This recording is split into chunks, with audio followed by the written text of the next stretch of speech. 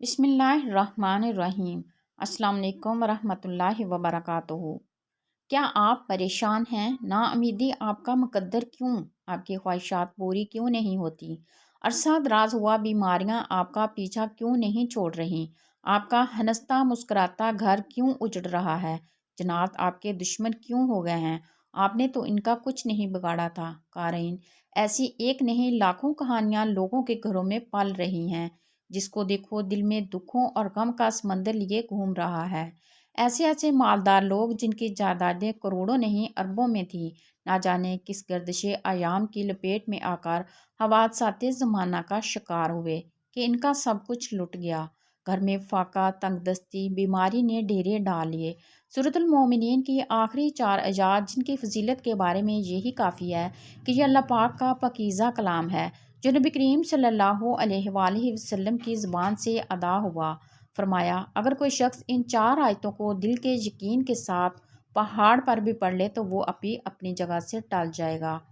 اذان اور افحسبتم کا عمل لا علاج امراض کے لیے 7 بار سورۃ المومنین کی درج ذیل 4 آیات اور 7 بار اذان پڑھ کر مریض کے دائیں کان میں پھونک ماریں، پھر یہی عمل بائیں کان میں کریں۔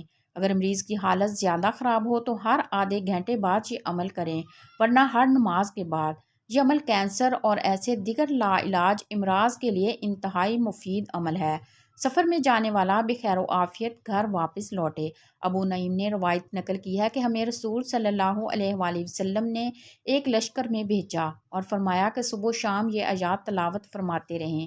ہم نے برابر اس کی تلاوت دونوں وقت جاری رکھی۔ الحمدللہ ہم سلامتی اور غنیمت کے ساتھ واپس لوٹے۔ وہ آیات یہ ہیں۔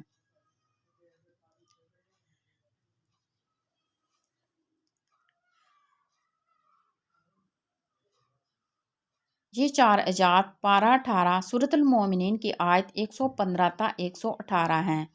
جنات اور آسیب کے لیے علاج نبوی۔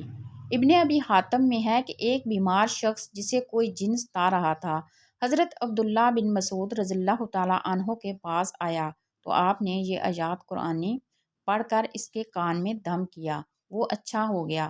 جب نبی کریم صلی اللہ علیہ وآلہ وسلم سے اس کا ذکر کیا تو آپ صلی اللہ علیہ وآلہ وسلم نے فرمایا، عبداللہ تم نے اس کے کان میں کیا پڑھا تھا؟ آپ نے بتلا دیا تو حضور صلی اللہ علیہ وآلہ وسلم نے فرمایا، تم نے یہ آیتیں اس کے کان میں پڑھ کر اسے جلا دیا۔ واللہ ان آیتوں کو اگر کوئی شخص بالایمان اور بالیقین کے ساتھ کسی پہاڑ پر بھی پڑھے تو وہ بھی اپنی جگہ سے ٹل جائے۔ چلیں آج آپ کو حضرت حکیم صاحب کے ذاتی تجربات و مشاہدات ہی بتا دوں۔ پچھلے سال رجب کا واقعہ ہے۔ سب لوگ افحسبتم اور اذان کے کرشمات پر کام کر رہے تھے۔ حضرت حکیم صاحب کو کام چیک کروا رہے تھے۔ تب انہوں نے گزشتہ شب کی خود بیتی یوں سنائی کہ رات اچانک میرے پیر کے انگوٹھے میں تکلیف شروع ہوئی۔ کافی درد محسوس ہو رہا تھا مگر میں اپنے کام میں لگا رہا۔ کسی کام سے اٹھنا پڑا تو درد کی شدید ترین ٹیسیں محسوس ہوئیں۔ دیکھا تو پتہ چلا کہ ایک پھوڑا بلائے جان بنا ہوا ہے۔ اس بن بلائے مہمان پر مرہم لگایا کیونکہ علاج کرنا سنت نبوی ہے، مگر مہمان کافی بے ادب نکلا۔ آخرکار دائمی علاج کی نیت سے افحسبتم اور اذان پڑھ کر دم کرنا شروع کر دیا۔ اللہ کا شکر ہے کہ پھوڑا تو ہے مگر درد کا احساس ختم ہو گیا۔ اور یہ کہہ کر حضرت حکیم نے اپنا انگوٹھا دکھایا۔ آج کے دور میں اس عمل کو آزما کر لوگوں نے بہت نفع پایا۔ اس کی تفصیل جاننے کے لیے عبقری کی کتاب افحسبتم اور اذان کے کمالات پڑھنا مت بھولیے۔